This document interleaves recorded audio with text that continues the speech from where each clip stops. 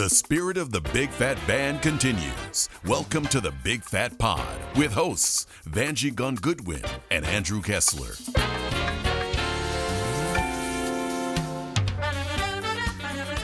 Hey everybody, welcome to the Big Phat Pod with Vangie Gunn-Goodwin and usually Andrew Kesler, but he is not with us this week. We decided that we are going to take a segue away from our normal format, and we're going to do something kind of fun, very different for this week for the Big Phat Pod, but it's going to be special. And I think those of you who have been Gordon Goodwin fans for years, who have listened to his radio show and who have followed his career are going to love this episode. So we are calling this episode, okay, I got to get it straight, Phat Tracks Vault with Phat Tracks Vault with Gordon Goodwin. Okay, let me try that again. Good grief. Phat Tracks Vault with Gordon Goodwin. There we go. Okay, now I got it. Basically, we have the gift of having and owning every single one of Gordon's radio episodes. When I found that out, I cried. I couldn't believe it was actually true. And I realized the goldmine that we had, the wealth and the gift of his educator's heart, of his knowledge of music, not just jazz, of funk and R&B, big band, musical theater, pop, classical. Gordon, his brain, it was like a computer. I used to say that to him when I would watch him start to come up with a new song or to finish up a song. I would see it just kind of going doo-doo-doo, doo-doo-doo, doo-doo-doo in his head, in his eyes. And I would say that. I go, the computer in your brain is working. And he'd go, yeah, I think I have a good segment for the radio show, or I think I have the start of a new song. And he'd run off to the studio and create. It was an awe to behold. Well, when I found out from our amazing editor who edits our Big Phat Pod episodes, yay, David and Maya, he also edited every single radio show that Gordon ever recorded, all the way back when he was at K-Jazz and then KSDS. Did I say that right? All the radio stations that he was a part of. David was always with Gordon, which is a real gift. And now that he works with me, we are kind of the lifeblood of all things Big Phat now and keeping it alive and present for you. So what we're doing on this episode is we're taking two of the episodes from the radio show and extracting his segments where Gordon talked. And there's a handful of really fun, like sticky things that he did. We're including those as well. Now, here's the catch. Because of YouTube and podcast and Apple and all the things, there are big rules about playing music. And it's complicated. And I dug into it and tried to get some licenses and permissions, and it just became too expensive and too big.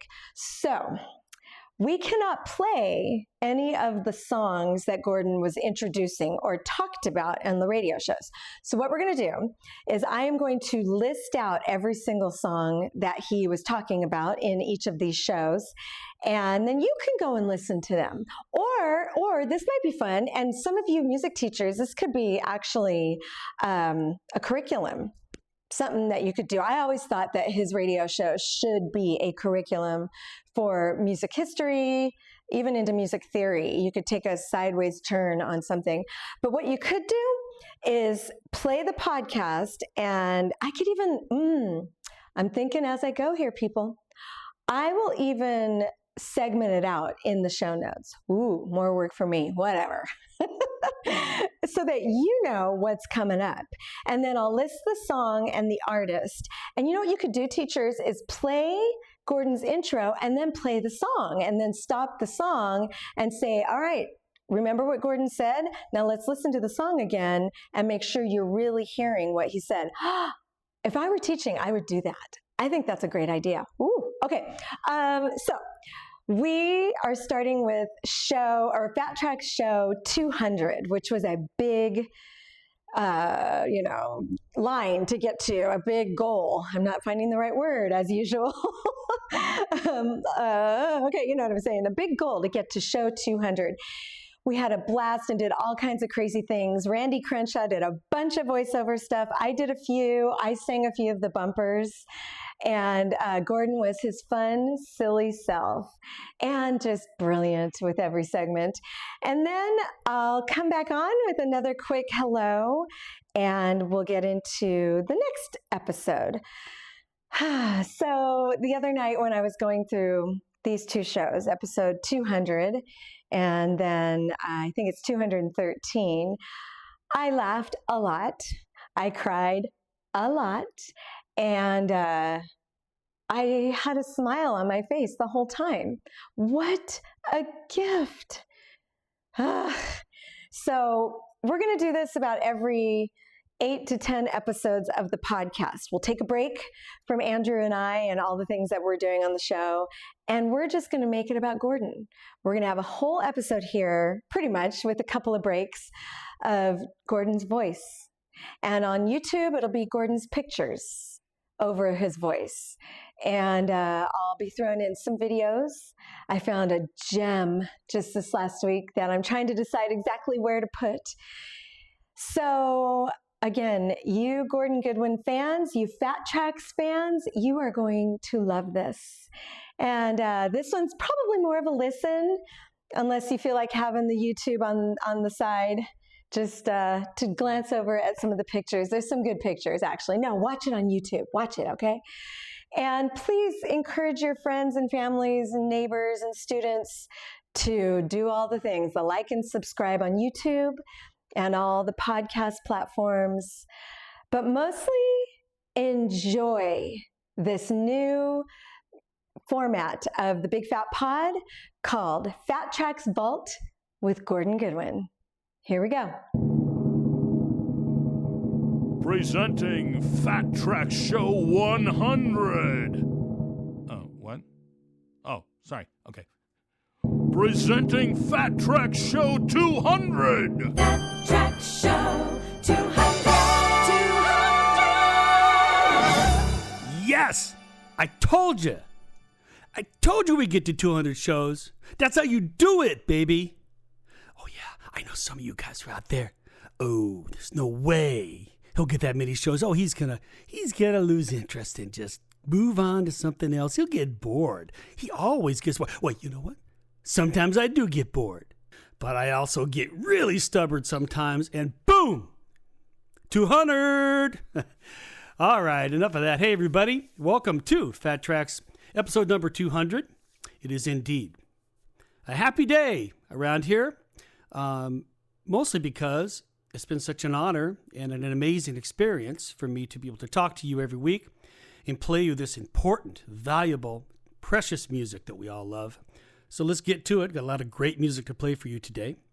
Starting with a vocal group that may be one of the best in history. And of course, the ironic thing, you ask anyone under 30, they've never heard of the Hi-Lows. They don't know what you're talking about. But when it comes to blend, intonation, when it comes to vocal arranging, when it comes to sophisticated interpretation of the art of a cappella singing, it doesn't get better than the Hi-Lows. So I'm going to play a tune from a record called Suddenly It's the Hi-Lows, musical direction by Frank Comstock and Marty Page, who I think did this chart. They even had a little hit with this song back in the day. It's called Goody Goody. We just heard a track by the Big Phat Band featuring probably a group that's heir apparent to the Hi-Lows when it comes to a cappella vocals. And of course, that's Take 6. That was the first collaboration we ever did on the Phat Band's second record. The record was called XXL. And the song we heard was my arrangement of an old tune called It's All Right With Me.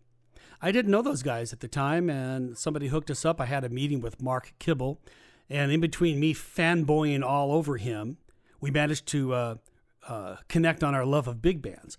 All those guys in Take 6 love big bands, and they really know the genre. You can hear that influence in their arrangements. and performance attitudes as well. So we got together and did this track, and it holds up pretty damn good, if you ask me. The track also features a great solo by the Big Phat Band lead alto player, Eric Marienthal.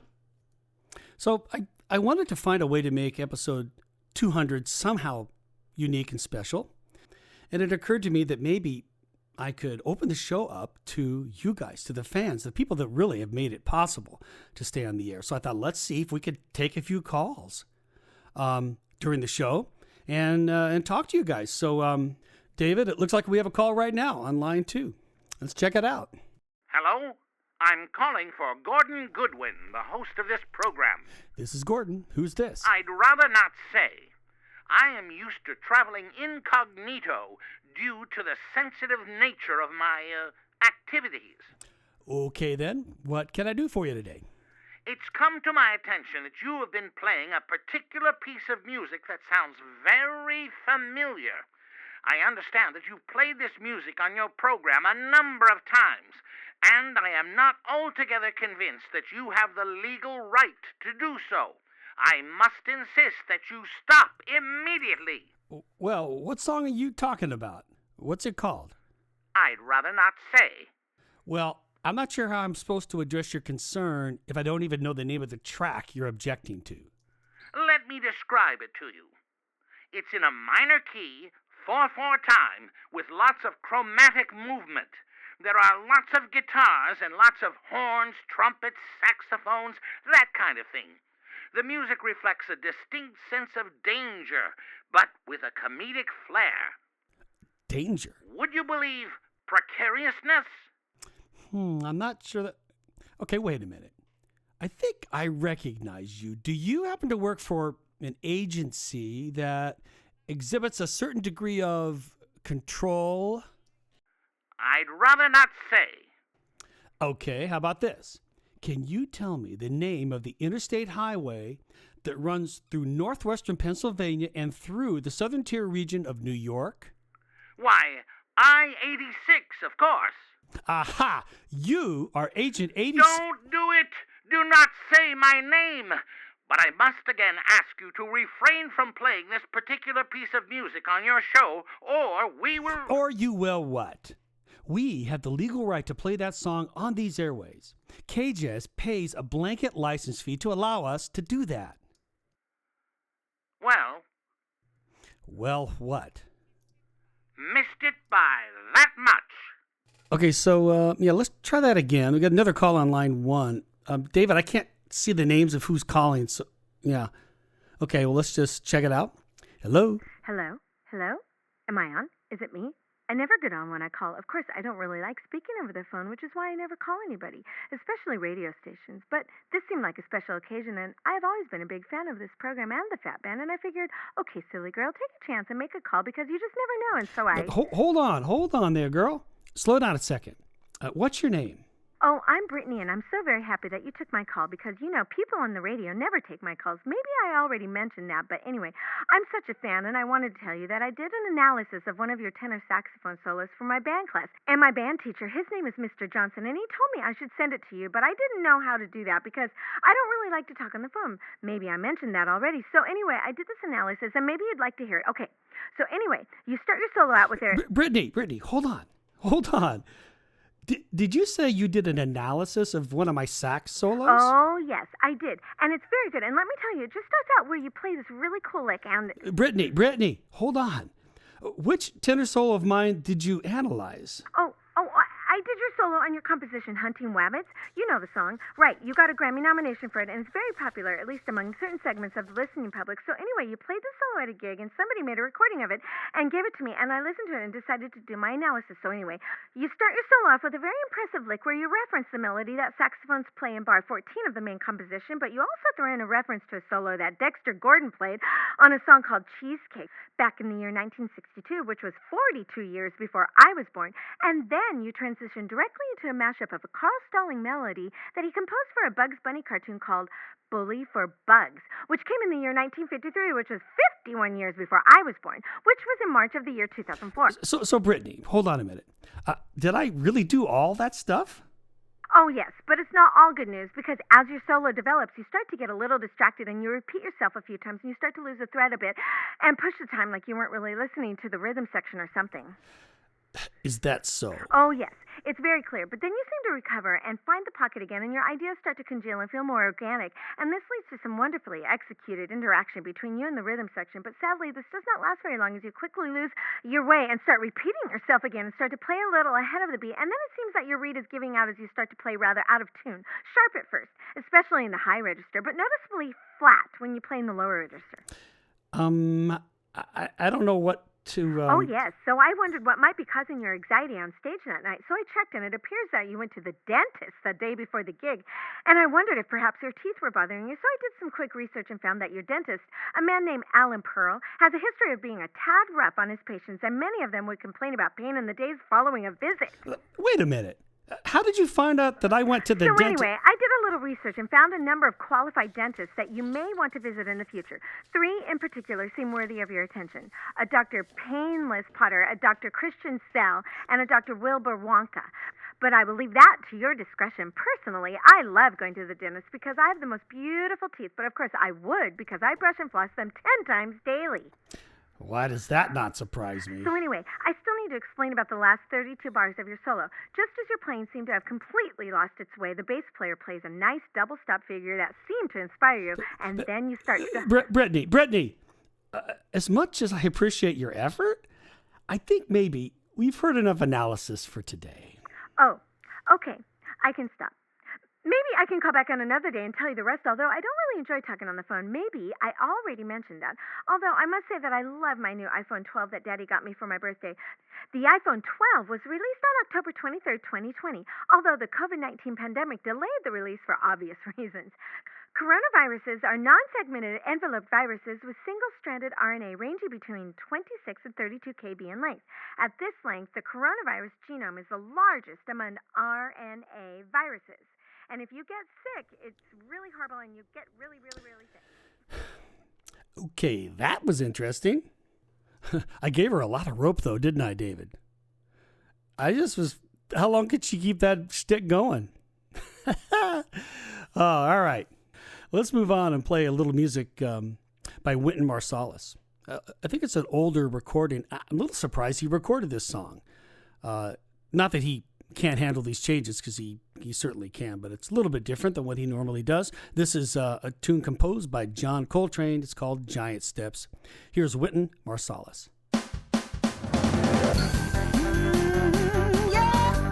Phat Tracks with Gordo. Phat Tracks. Phat Tracks. Hey, hey, listen to Gordo on Phat Tracks. Hey, hey, you're listening to Phat Tracks with Gordon Goodwin. Now, there's a composition that's similar to Giant Steps in many ways. Composed by Chick Corea, who we just heard on the piano. It's a song of his called Humpty Dumpty, and I happen to know that it was one of his personal favorites of all of his catalog. For good reason. It's an incredible song to play on. The compositional logic is impeccable. It's like the song is, at the same time, complex and also kind of logical and simple. But the chord changes, much like Giant Steps, move around from key center to key center a lot. But they're held together by the melody. It enables you to keep your place through all the fluctuating key centers. Anyway, there's Chick Corea, along with John Patitucci on the bass and Dave Wickel on the drums. The name of the song is called Humpty Dumpty. So, hey, David, let's take another call. Let's see here. Yellow. Oh, wow. Hello, it's you. Hi. Yeah, I was expecting to leave a message, not to talk to a real person. I'm a real person. Last time I checked, anyway. My name's Gordon. This is Gordon? Well, cut off my legs and call me Shorty. This is John. Hi, John. What can I do for you? Yeah. I was wondering if you take Big Phat Band song requests for your radio show. I do. You got one? Yeah, I do. Could you play oh, shoot. Now I've forgotten the name of it. You kind of startled me. Well, that's okay. You'll think of it. Yeah, it's a song. Well, that's a good start. Yeah, it's on one of your CDs. Do you remember which one? Yeah, no. It's a song. It goes deedle-deedle-deedle-wah, deedle-doo. Yeah, we're going to need a little more to go on there. Well, yeah, sure. Well, it's got horns. Yeah, they're playing like from the start. I guess it's the melody. Oh, it's on the tip of my tongue. Darn. Anyway, then what do you call those things in the front? Saxophones? Yeah. And then they kind of take over and play for a while, kind of going deedle-deedle, deedle-doo, and then there's what do you call it when only one guy plays a bunch of notes real fast? A solo? Yeah. There's a solo from the saxophone. It's like different from the other ones. What do you call it? Baritone? No. Tenor? No. Alto? No. Soprano? Nope. You just ran out of saxophones there, John. Okay, well, I've seen you guys play live a couple times. You know, the funny guy with glasses plays it. Oh, you mean Sal. Clarinet. Yeah, and he kind of toodles for a while on his clarinet, and then the drummer guy kind of takes over and hits a lot of those round, shiny things. Cymbals. Yeah. And then everyone plays, and it gets loud, and there may be another solo by the guy who plays the trumpet in the back. It plays like really high notes, kind of, and then more drumming and stuff, and then it gets super loud because everybody plays like the same thing together all at the same time, and it builds, and it goes until you stand up and you wave at them, and you make them stop, and the song goes bump, and it ends. Right. So can you play that one? Yeah, we could play that one. Oh, great. Thank you, yeah. Thanks for calling in. A lovely track there, don't you agree? By vocalist Calabria Foti. That's an arrangement by her husband, Bob McChesney, who we heard on the trombone on that track. Duke Ellington's song called Prelude to a Kiss. What a beautiful, beautiful chart, beautiful performance. Not only the vocal by Calabria, but she played the violin solo. Talented couple of people right there. That's from their record, Prelude to a Kiss. And before that, we heard an arrangement by the late Patrick Williams from his record Sinatraland. Arrangements of tunes Sinatra made famous, and that one, of course, was All or Nothing at All, featuring a solo by L.A. studio musician legend Warren Looney on the trumpet. So, David, do we have another call? Oh, we do. Okay, let's go to line 1. Hello. Hello? Anybody there? Anyone? Is this... Who are you looking for? Gordon Good. Keep breathing there, buddy. It's okay. I'm Gordon. Oh, God. Mom, shut up. I'm on the phone. I'm talking to Gordon Goodwin. Okay, why don't we start with your name? What's your name? Ken? Kevin? Mom, shut up. I'm talking to Gordon Goodwin. Jeez. Keith? Caleb? Kendrick? Kyle. There you go. Now we're talking. So what can I do for you, Kyle? You got a question for me or a request or something? Kyle? Mom, shut up. I'm talking to Gordon Goodwin here. Jeez. Okay, Kyle, listen. How about you come up with a question or at least regain the ability to speak and call me back. Okay, buddy? Kyle? Okay, Kyle? Okay, we'll talk to you soon. Later, Kyle. Bye, Kyle. Hey, David, remember when you used to be that way around me? Those are the days. Okay, the good news is that Phat Tracks with Gordon Goodwin will be right back. The bad news is, well, there is no bad news. Welcome to Hour 2 of Phat Tracks with Gordon Goodwin, Show 200. Is that it? Did I get it right? Man, how did this dude ever get to 200 shows? I mean, have you listened to it? Still recording, Randy. Oh, sorry.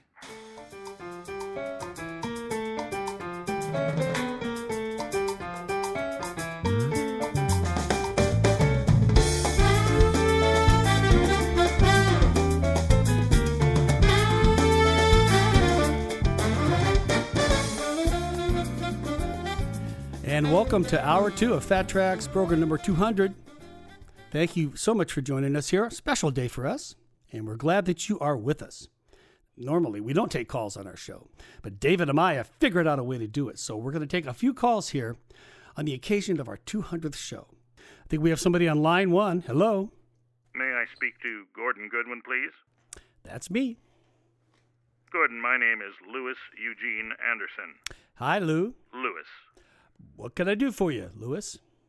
I am inquiring as to the availability of, let me see here, something called the Gordon Goodwin Big Phat Band on the evening of September 13th, 2021.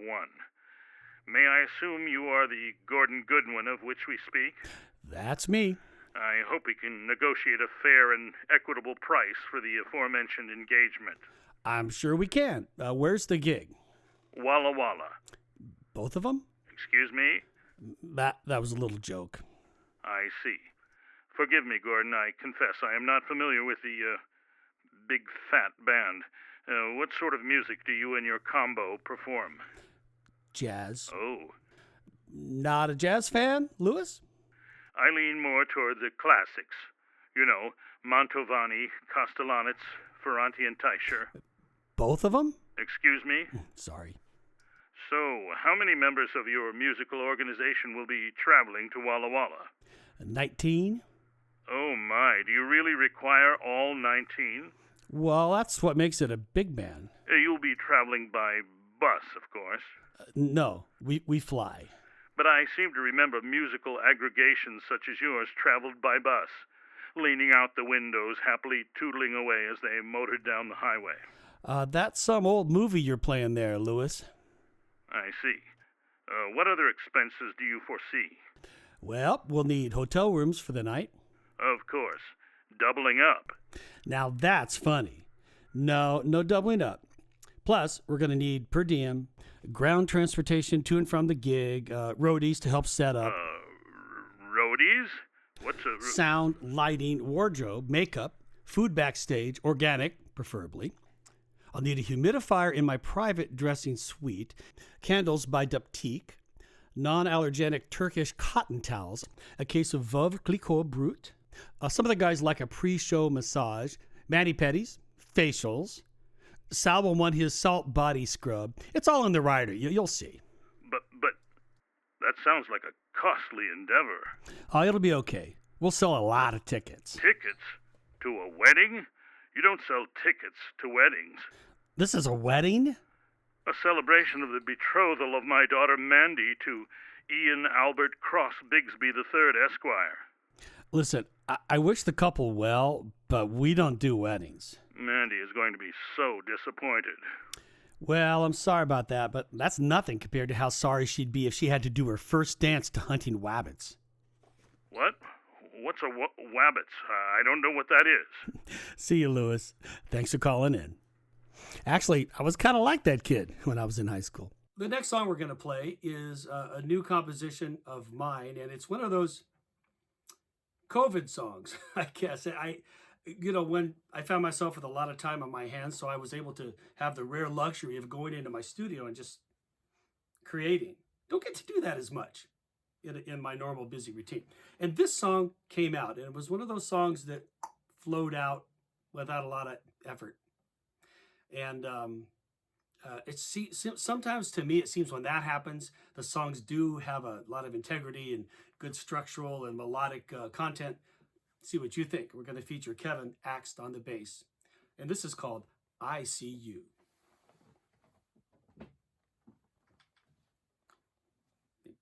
One, two, 1, 2.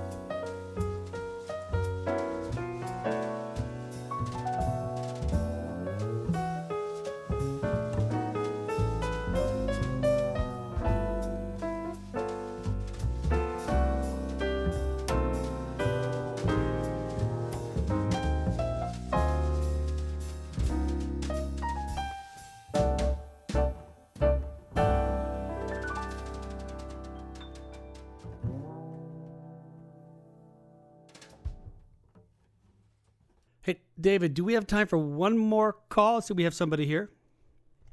Hello, caller. Welcome to Phat Tracks. Is this Gordon? Yes, it is. Gordon, I'm honored to be speaking with you. My name is Nigel Fabre, and I'm the Executive Director and Chairman of the International Goodman Honor Society and Hall of Fame, located in beautiful downtown Hackensack, New Jersey. Perhaps you've heard of our organization? Can't say that I have. Well then, a little background is in order. The International Goodman Honor Society, aka IGHSHF, pronounced IGUSHF, was established in 1982 to celebrate the extraordinary lives and remarkable careers of the most famous of those fortunate humans who happen to share the surname of Goodman. Oh, like Benny. So you have heard of us. Well then, you might just have to sit down for this. Gordon, are you sitting? Yeah, I'm sitting.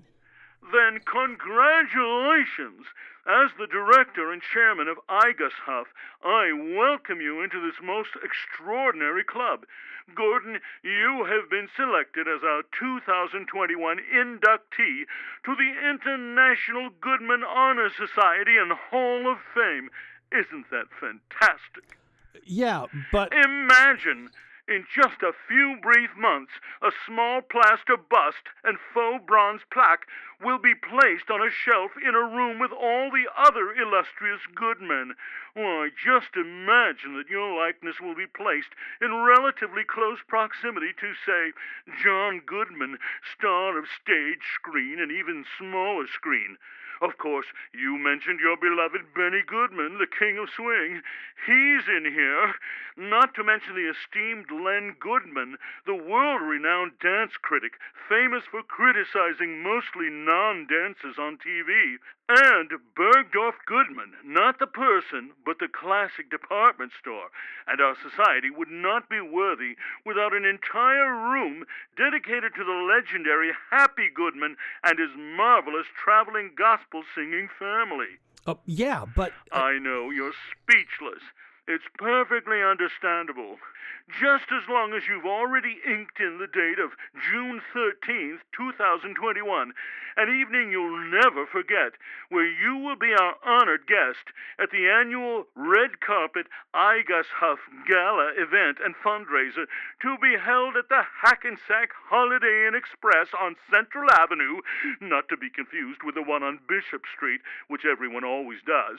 The buffet catered, as always, with vegetarian option by Hackensack's finest family restaurant, That's Some Good Eatin', with dancing immediately following the awards ceremony. Whoa, Nigel, hold it. There's a problem here. June 13. It's a bad night for you, right? No. My name is Goodwin, not Goodman. W-I-N. Gordon Goodwin. Oh, I see. Well, that changes everything. Yeah, I guess so. Too bad. We've already hired the DJ. Sorry. Perhaps instead, Gordon, you'd be ever a good sport and make a small donation to IGUSHF. Can I put you down for, say, $500? No. $475? $425? Nope. $375? Not gonna happen. $250? Nope. Okay, and even $2, and we'll call it a day. I think not. $150, and that's my last offer. Goodbye, Nigel. Wait, don't hang up, please. Make it 100, and I swear you'll never hear from me again. Hanging up now. Please, a CD, a signed photo, a used reed of Sal's, anything. Wait. All right, so about to wrap up the big show. I think, though, we have one more caller we would like to squeeze in if we can. Hello, you're on the air. Did I win the bike? I'm sorry? The bike. Did I win it? I'm not sure what bike you're talking about. The bike. This is the radio station, isn't it? Yeah, it's a radio station. They said be caller 15 and I'd win a bike. Oh, you think this is a contest? So did I win? I think you might have the wrong radio station. Well, what station is this? It's K-Jazz. K what? Jazz. K-Jazz. And I'm pretty sure we're not giving away any bikes here. What are you doing there? Playing music. What kind of music? Jazz. We play jazz. But I hate jazz. Then don't listen. I'm not. I'm talking to you and trying to win a bike. I could really use that bike, you know. Well, there's no bike here. All right. Geez, was this ever a waste of time? You're telling us. I think he hung up. You know, he was right, though. There's nothing like a good bike. Matter of fact, it's time for us to wrap up Phat Tracks episode number 200. Thank you so much for joining us. I want to give a special nod of appreciation to Dave Amaya for editing the show. Also to my buddy Tom Child for his literary contributions to this episode. Also to our amazing voice talent who really brought those sketches alive. Vangie Gunn, Levi Gunn, and Randy Crenshaw, man of 1,000 voices. And by the way, all three of those people, amazing singers. We are just lousy with talent here at Phat Tracks. Now, if you want to get in touch with me, you can't really call. That doesn't work, but you can send me an email at gordon@bigphatband.com. Thanks again for tuning in. I hope you have a great week, and we'll be back next week for episode 201 and keep this thing going. Let's end the show with the Count Basie Orchestra playing a chart by Sammy Nestico called The Magic Flea from their record, Basie Straight Ahead. This is Gordon Goodwin. Peace. Hey everybody, we are back for the second half of the Big Phat Pod, which this week we are calling Phat Tracks Vault with Gordon Goodwin. How'd you like that first half? It was amazing, right? And thanks to Randy Crenshaw for all the fun. And hopefully you laughed and enjoyed your time. And hopefully you paused the show and went and listened to the songs. But if not, you got time to do that later. I know I will. So now we're going to dive into the next Phat Tracks episode, and that's episode 213. Now, the reason I chose this particular episode is because this is the episode where he talked about getting married to me. He said that there's not going to be a show this next Saturday because turns out I'm tying the knot. I won't say it all. I'll let you listen to it. And it was pretty special. And the reason I chose it is because just this last Friday was our 5th anniversary. So, yeah, it's big right now. When am I going to do an episode without crying? I don't know. So, not only was it our 5th anniversary and the first anniversary since he passed, but we also released the album called 25 Years of Fatness that miraculously we finished recording about 2 weeks before he got diagnosed. So July 31st was a big date for us, this 2026. And since we're taking a little shift on the Big Phat Pod, I thought, you know what, let's keep on theme. And the song he played was Frank Sinatra's You Make Me Feel So Young, which was exactly how he behaved with me. He always had a pep in his step. He was always smiling and laughing and creating. He would even dance around the house with me. We had a really wonderful life. And what a gift. It was a once in a lifetime, something that I hope that all of you can experience at some point in your life, where you really find your person. Okay, so enough of that. Enjoy Phat Tracks Vault with Gordon Goodwin, episode 213. Here we go. Try Make Music, proud sponsor of the Big Phat Pod. Getting that perfect ensemble sound takes hours in the practice room. That's why they built Make Music Cloud. It's an interactive practice platform that actually listens to you play, giving you instant, on-screen feedback on your pitch and rhythm. Wow. With a massive library of big band charts and all your Gordon Goodwin favorites, it's like having a world-class rhythm section right in your living room. So sweet. Big Phat Pod listeners can try Make Music for free at makemusic.com/bigphatpod. That's makemusic.com, Big Phat Pod. All right. Go do it. Yep. It's free, people.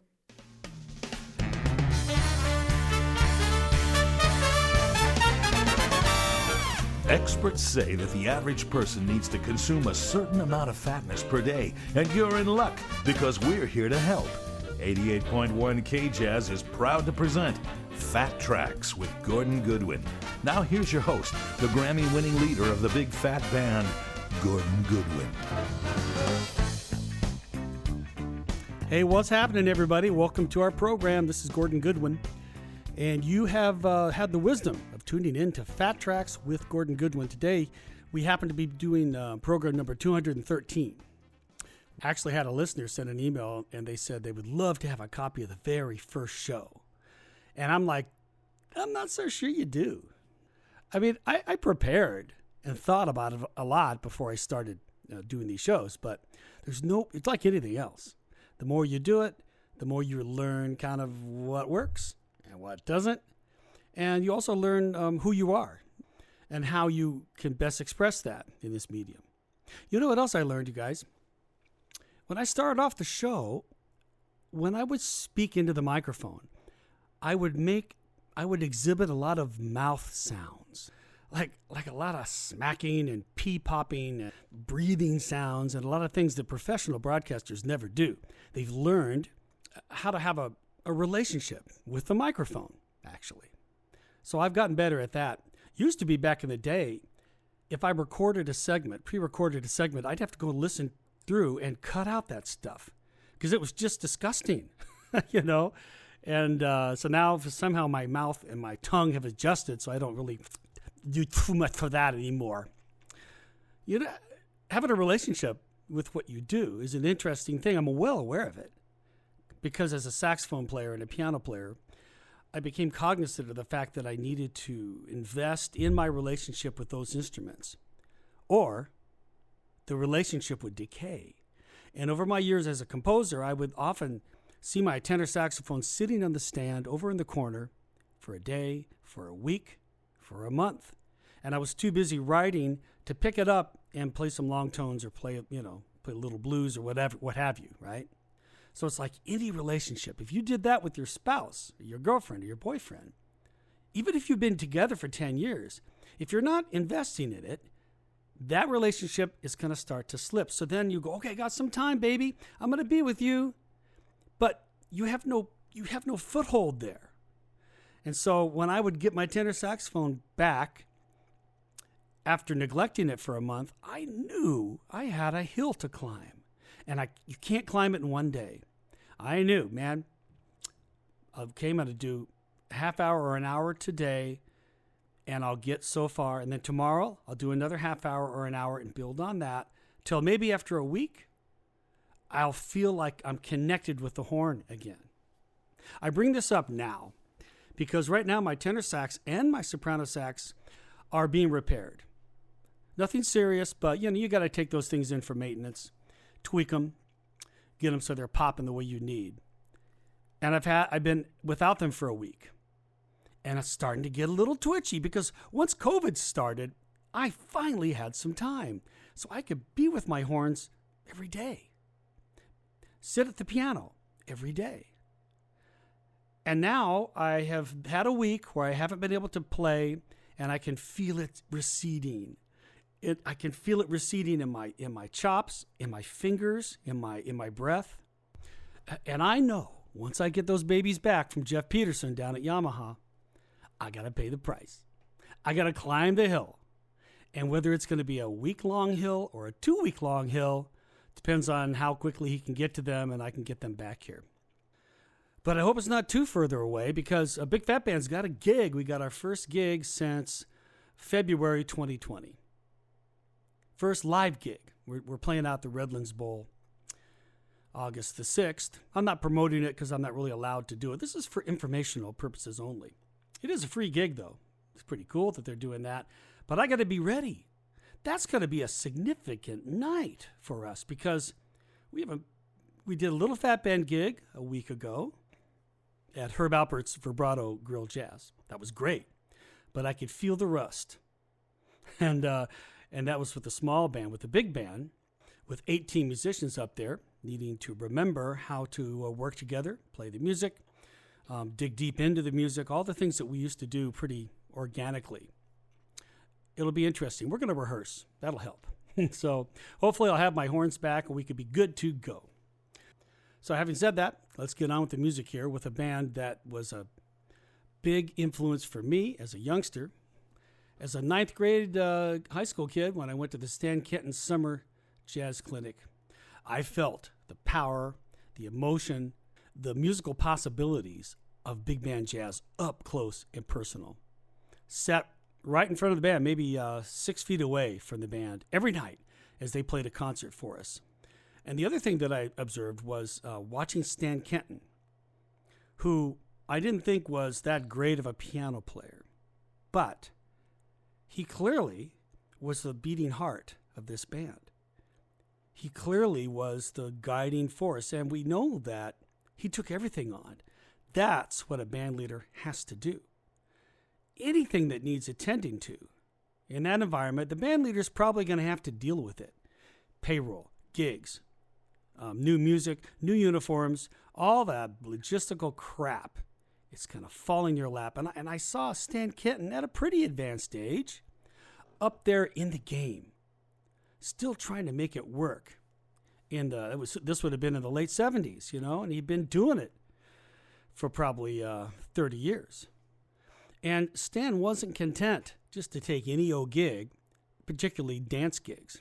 He saw this music as concert music. So he was constantly looking for new angles, new perspectives for the large ensemble. Much to the dismay of the people that liked to dance to his music, much to the dismay of the people that wanted to book him at dances, which were more economically gratifying. But he didn't care. He definitely wanted to push the boundaries on the idiom. And I want to play a record that did just that. Released in 1950 and recorded at Capitol Recording Studios on Melrose. February, May, and June, and August of 1950. Then came out later that year. This record features his Innovations Orchestra. And he had commissioned pieces to feature certain guys in the band, including Art Pepper, June Christie, Shelley Mann, and in this case, his young prodigy of a lead trumpet player, Maynard Ferguson. This is a piece composed by Shorty Rogers, entitled Maynard Ferguson. And this piece gives us a glimpse of a young Maynard on the cusp of being a big star in the jazz world. Here's the Stan Kenton Innovations Orchestra playing Maynard Ferguson. We just heard a track from vocalist Lorraine Feather from her 2018 release called Math Camp. She's a very good singer and a great songwriter, as evidenced by that tune we just heard, which is called I Didn't Mean to Make a Big Deal Out of It, written by Lorraine and Eddie Arkin, who also plays guitar. On her record, a lot of great players on this record, including Dan Higgins on alto, flute, and clarinet, Shelley Berg on piano, James Genus on the bass, along with Mike Valario on that track. Drums by Michael Shapiro. Also, Terry Lynn Carrington is on a few tracks. And Grant Geisman on guitar. That's Lorraine Feather, Math Camp. Speaking of my old buddy Grant Geisman, let's hear a track from his record, Bop Boom. What's it called? Bop Bang Boom. I knew it was something like that. And like all of Grant's records, it's full of great tunes, great solos, wonderful production. We're going to hear a tune that Grant wrote called Q-Tip, which he wrote for Quincy Jones. And this track features Grant along with Tom Scott on the tenor saxophone. Man, Grant and I go way back. Met when we were attending school at Cal State Northridge and stayed good friends since then. He played in my band. I played in his band. Matter of fact, Grant, his record called Good Stuff was the very first record I ever played on. Man, was I nervous. But I owe a lot to Grant for giving me a shot on that record. I mean, he could have gotten anybody he wanted on the saxophone, but he let me do it. So the least I can do is to play his track on my show 43 years later. Oh, man. Best not to think about that. Here's Grant Geisman playing his composition, Q-Tip. Coming up to the end of the hour, but as you know, we're going to be back for hour 2 of the show with more great sounds right here on K-Jazz 88.1. Ending hour 2 with the Big Phat Band from our record, the Big Phat Band featuring Dave Siebels on a Hammond B3 organ, the only kind of organ to play. Well, that's not probably strictly true, but maybe it is. There's nothing like the sound of a real, authentic Hammond B3 organ, which is what Dave plays on this record. The only problem, if you got to lift it and move it, you better call some young cats with strong backs to do that. This song also features the host of the show, yours truly, on the tenor saxophone. It's a tune by Stevie Wonder called I Wish. So check out Dave Siebels and the magnificent Big Phat Band, and we'll be back after this for hour 2 of Phat Tracks episode 213. I don't know about you, but I can feel my IQ rise as I listen to this show. More Phat Tracks right after this.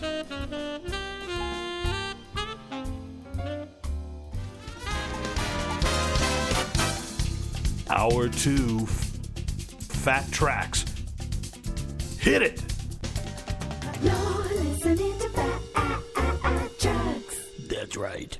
And those ladies are correct. You are listening to Phat Tracks, episode number 213, which also happened to be my area code back in the day.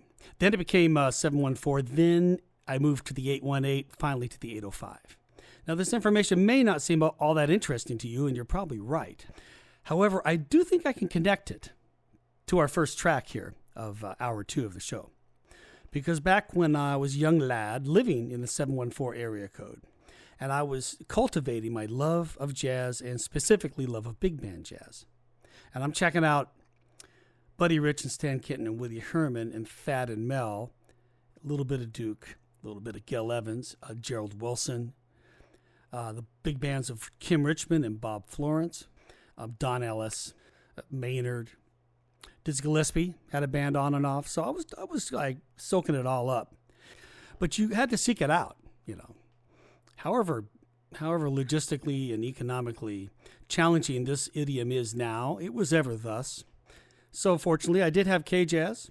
I could listen to Chuck Niles and those guys and hear a good dosage of the big bands. But the other thing that I found myself doing was tuning in to Channel 4, to NBC, every night at 11:30 to 1 o'clock in the morning. That was when The Tonight Show came on, when Johnny Carson was the host. And I knew if I tuned in, I was going to get a nice taste of Doc Severinsen and the amazing band that he led on that show night after night. It was a plum gig for those guys, and LA's best lined up to play in Doc's band. Now, even so, Johnny Carson was the one, he was the evangelist for the concept of a big band on network TV. NBC had no use for it. They didn't want to pay all those guys. So once the 70s came around, they were done with it. But they also did not want to push back against one of the more powerful men in Hollywood. And Johnny Carson wanted a big band. Johnny Carson got a big band. So for whatever else you think of Carson, we owe him gratitude for that.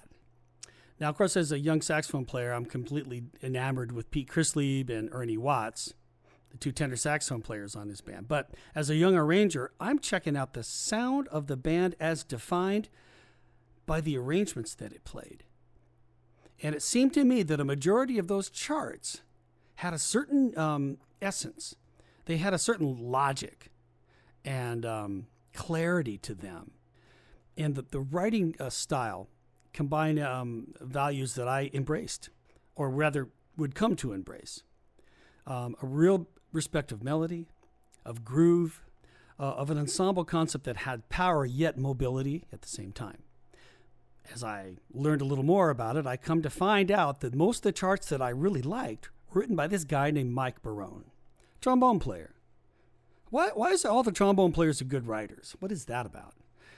Mike was born in Detroit, and along with his brother Gary, were taught music by their father, Joe, who played the trumpet and also played in the Bob Crosby Orchestra and a bunch of other bands from the 20s through the 60s. So this music was in their blood, clearly.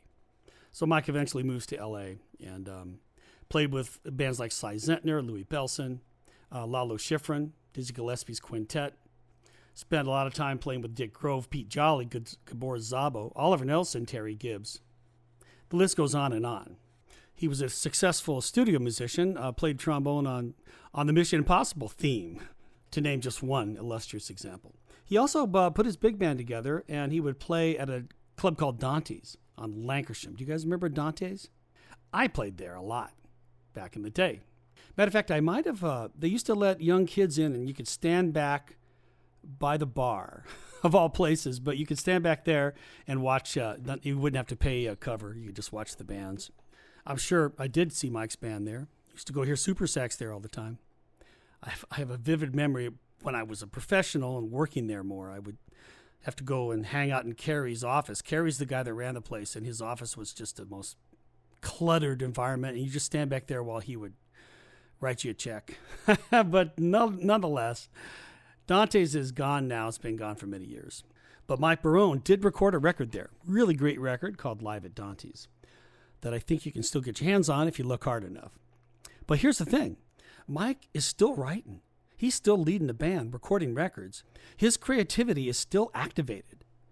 And so I asked him if he could give us a couple of the tracks from his new record, which is called Brazil. He's leading a band full of young lions, man. These young cats are bringing the fire and playing these great charts with all kinds of passion and skill. Now, as you listen to these tracks and as you listen to Mike introduce them, you're going to hear his wry sense of humor, combined with a measure of self-deprecation and self-confidence. It's an honor to have him on Phat Tracks. So, to introduce the 3 tracks we're going to play, I give you composer, arranger, trombonist, Mike Barone. Okay, let's go to the phones. You're on Phat Tracks with Gordon Goodwin. Yeah, is this Gordon Goodwin? He's speaking. Yeah, this is Larry Muccinelli, here at the Academy of Radio Arts and Sciences in Bayonne, New Jersey. How you doing today? Doing good. What are you calling about today, Larry? Call me Mooch. Okay. Yeah, I'm just following up here on a referral we got from someone at your radio station. Says you might be in need of our services. And what services are those, Mooch? Yeah, I represent the National Academy of Radio Arts and Sciences, one of the top schools in the country for those who, want to get into radio, as a career. Okay. Hey, this is your lucky day, my friend, because today I'm offering you a special deal on our courses in Basic Radio Skills 101. 10 lessons for the one-time only low price of $3,000. In 10 easy lessons, you're going to cop some radio techniques here that'll blow your mind, my friend. You're going to get schooled in diction, pacing, projection, and most important, especially in the world we live in today, pronunciation. Because, let's face it, there's some weird names out there. I'm sorry, exotic names, like not your normal American ones. I don't know what to say. Let me ask you this. Where'd you go to school? Columbia School of Broadcasting? I went to school at Cal State Northridge. Northridge. Not seeing that on my list. You say it's a radio school? I don't know. I got a degree in music there. Music? What's that got to do with radio? Well, I never said I was a real radio guy. I'm a musician. Well, Mr. Musish, I promise you, for $3,000, you'll be able to call yourself a radio guy, okay? Let me ask you a question. What kind of show you do here? Talk, gonzo, gorilla, man on the street, shock jock? You work with anybody? Got a partner? I do a jazz show. Jazz. Not seeing that on my list. Yeah, well, listen, Larry. Hey, call me Mooch. Yeah, Mooch. No thanks. You sure you don't want to enhance your speaking on the radio skills? $3,000 today, tomorrow, who knows? I think I'm good. Oh, you're going to regret this. Yeah, I already do. But thanks for calling. Got some cool stuff there from vocalist, bass player, and composer Esperanza Spalding. From her record, Chamber Music Society, released in 2010. That was a composition by Esperanza. She calls it Knowledge of Good and Evil. Really interesting textures on this record, consisting of Esperanza on the bass and the vocals, Leo Genovese on the piano, Terry Lynn Carrington on the drums, Quintino Cinali on percussion.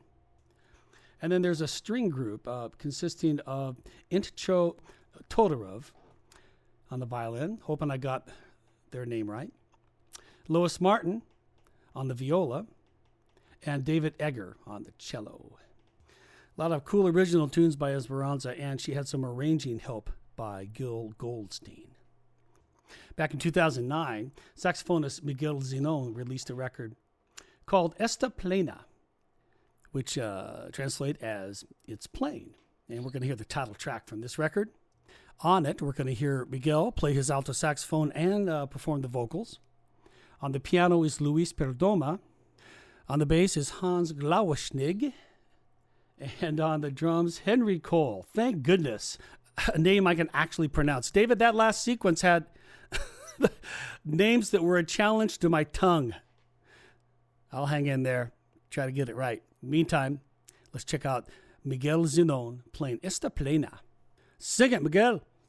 Cool, groovy, and sophisticated sounds of Antonio Carlos Jobim from a record called A Twist of Jobim. This one arranged and interpreted by guitarist Lee Ritenour, who is accompanied by Paulino da Costa on percussion, Herbie Hancock on the keyboards, Steve Taglioni on the soprano sax, I believe. Cool record. Came out in 1997. Raise your hand if you're alive in the 90s. Everybody? Yeah, most K-Jazz listeners probably were. But, little by little, we're going to get younger, aren't we? We're going to keep this going. But not for today. For today, I got to get out of here. And I may or may not be with you next week. As it turns out, I am getting married next Saturday. So probably shouldn't do a show. Maybe I might pre-record one, but it's going to be a busy week. But Vangie and I have decided to tie the knot, and I feel so lucky that at this stage of my life, I've got a second chance at love, a second chance at happiness. Wanted to share that with you guys. Life is just a funny journey, because you just never know. I've known Vangie for 13 plus years, and we've worked together a bunch of times. I would hire her as a singer, and there was nothing going on until both of our other marriages resolved, and now we found ourselves together. So I'm going to go do that. And if you've noticed a pep in my step, that's probably why. So let's close Phat Tracks episode 213 with a song by Frank Sinatra from his record Sinatra at the Sands with the Count Basie Orchestra. This song kind of reflects my deal these days. It's called You Make Me Feel So Young. Wish all the best to you guys. Have a great week, and we'll see you soon for more Phat Tracks with Gordon Goodwin right here on KJazz 88.1. Thanks for listening to the Big Phat Pod. The Big Phat Pod is brought to you by Good Gun Creative, Inc. Executive producer, Vangie Gunn-Goodwin. Co-host and producer, Andrew Kesler. Senior producer, Cindy Guerin. Editing, mixer, and mixing engineer, David Amaya. Consultants, research, and deep dive in all things Phat Band, Gio Washington Wright and Nick Mondello. Email us at bigfatmail@gmail.com. And don't forget to follow us on Instagram and TikTok at Big Phat Pod. Also, follow us on Spotify, Apple Music, iHeartRadio, or wherever else you listen to your podcasts. And lastly, subscribe to YouTube at Big Phat Pod to see all of our faces in action. Stay shiny, stay fat, and keep moving forward. You got this, you guys.